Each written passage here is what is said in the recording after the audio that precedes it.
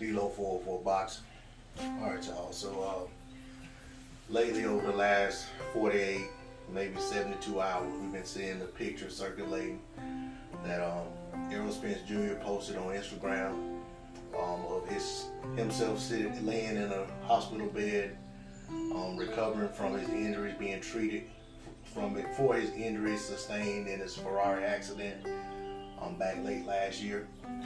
And I'll be honest, you know, when I remember when I first saw it pop up on my phone that Errol Spence Jr. was in a car accident, I looked at it like, okay, most of the time when they report things like this that happen, it's very bad.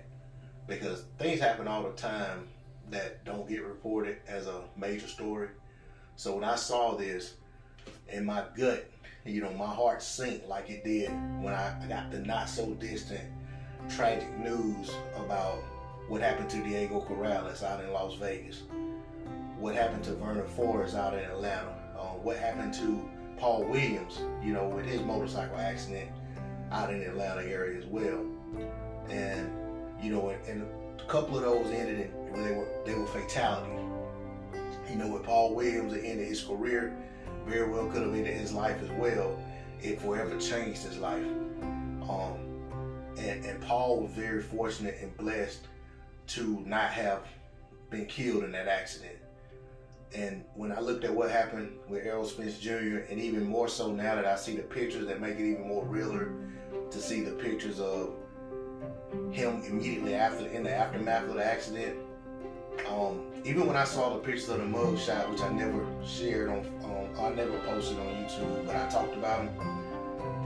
You can see him healing from those same injuries that you see on the picture of him in the hospital bed. And with that, I say that you know, it was clearly a miracle. You know, regardless of what everybody's beliefs are, everybody believes different or don't believe in anything, whatever. My personal belief is that I believe in a higher power. I don't talk about it much on social media because that's my personal preference, that's my business.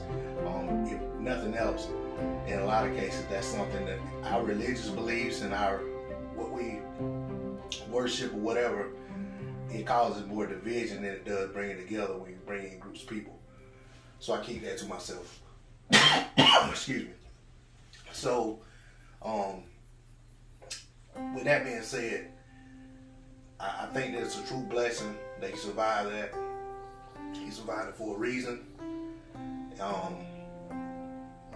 For his sake, for his family's sake, I hope he's never in a situation where he is ever that close to death again due to something like a car accident or whatever the case may be. I mean, we all got to leave here at some point. I just hope not to see any young person or anybody, for that matter, have to go out in such a way. But that said, he survived. He seems to have a renewed outlook on life and some self-reflection. And I hope that all of this makes him a stronger man, regardless of the boxing aspect or what he does for a living, what his profession is. I hope that it helps him internally and helps him just grow as a person. No slight on him, not trying to put him down, not saying what he isn't already or needs to do. I'm just talking about what I hope. With that being said, like I said, I feel that we as fans were also spared having to talk about this man in the past tense at the young age that he is right now. Having to talk about him and what he was, and having to talk about how good he was or how good he could have been or could have become.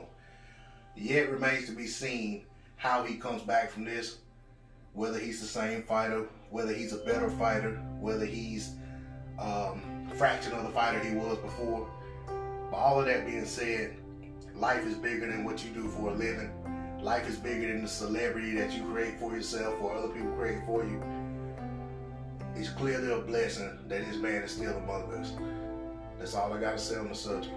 D-Lo 404 Boxing, I'm out.